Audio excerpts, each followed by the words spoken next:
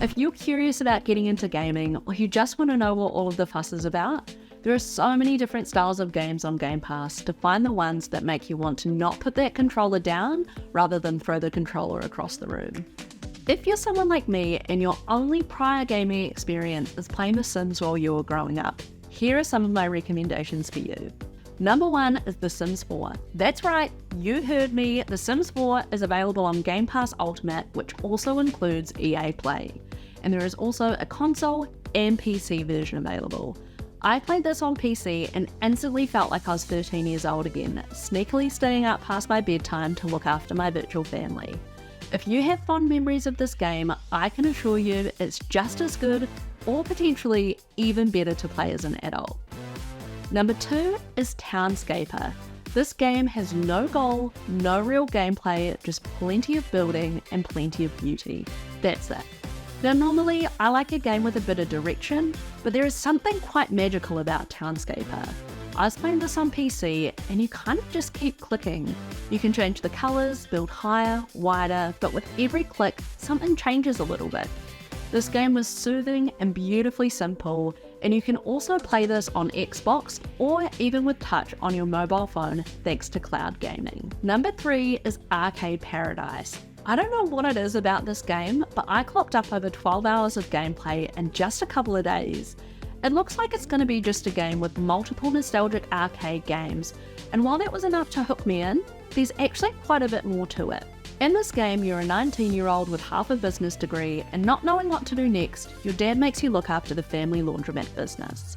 You have to clean, wash and dry clothes, manage the money, do all of the practical things, but what you really want to do is invest your time and money into expanding the arcade that's in the back room, building your own arcade paradise. My next set of recommendations are some zen or not so zen co-op games. Now co-op games are a personal favourite of mine.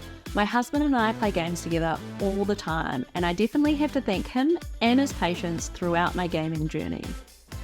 Here are some great zen games that I think anyone can pick up and play. Game recommendation number 4 is Power Wash Simulator. Hear me out, I was a little bit confused about this game at first too, but it's exactly what it sounds like, and it is way more fun than I'd anticipated. It's just a very relaxing cleaning up a house, playground or fire station. It shows you the percentage of how much of the job you've completed in the top right hand corner, and there's just no way that you can exit out of this game if you only have 30% left to finish. You can play this game by yourself, but you can also play it in online co-op with up to 5 friends. I hired Graham as my assistant, and we have spent a lot of time cleaning up the neighbourhood. I also highly recommend playing this game with the sound on. It really adds to the cleaning satisfaction. Game number 5 is Golf with Your Friends. Just like how I imagine real golf to be, Golf with Your Friends is a great game to play and chat at the same time. And you can play with up to 12 friends, both in online and local multiplayer. There are lots of different themed courses and some are outrageous and infuriating, but it's still a lot of fun playing virtual mini golf with your friends. Game number 6 is Overcooked 2.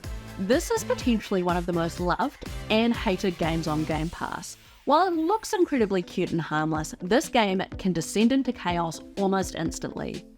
You're these adorable little chefs, and there are a few different game modes, so you can choose to work together as a team to complete orders, or you can get a little competitive and compete against your friends to see who can serve up the most correct dishes. If you're wanting the slightly more zen version of this game, you can play along with the story.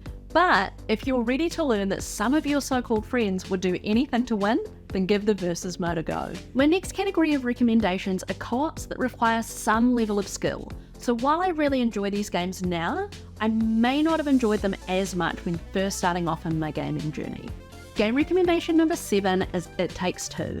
This game requires a lot of problem solving and teamwork because you guessed it, it takes two. You can't complete these challenges on your own. It Takes Two is the perfect game to pick up on a rainy Sunday with whoever your player 2 is.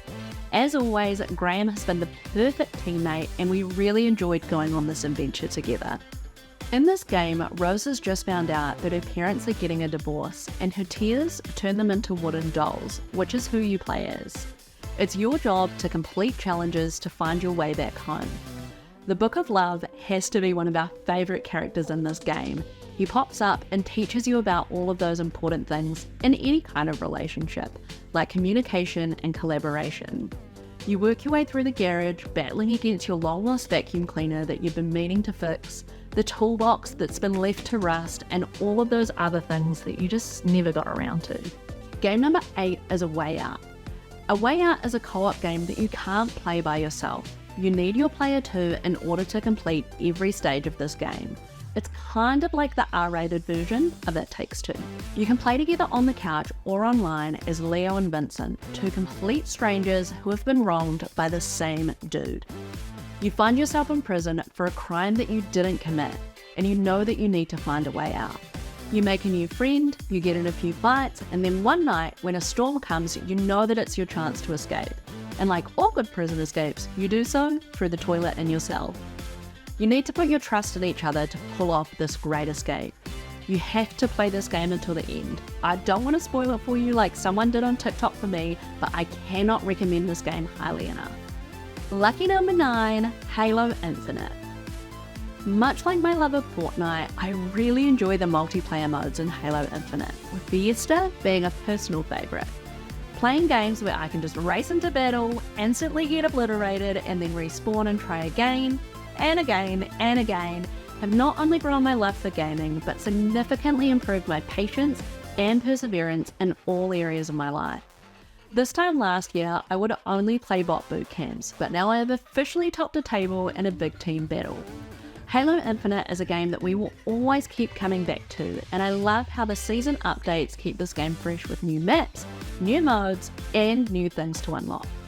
With playing over 75 games, I can't help myself. I'm gonna slide in some honourable mentions just for good luck. Frog Detective, Psychonauts 2, 2 Point Campus, Teenage Mutant Ninja Turtles Shredder's Revenge, Hollow Knight, Donut County, House Flipper, Hot Wheels Unleashed, Rubber Bandits, Shadow Warrior 3, New Super Lucky's Tale, Redfall, Ghostwire Tokyo, SimCity, and Microsoft Flight Simulator are some of my other favourite games, just to name a few.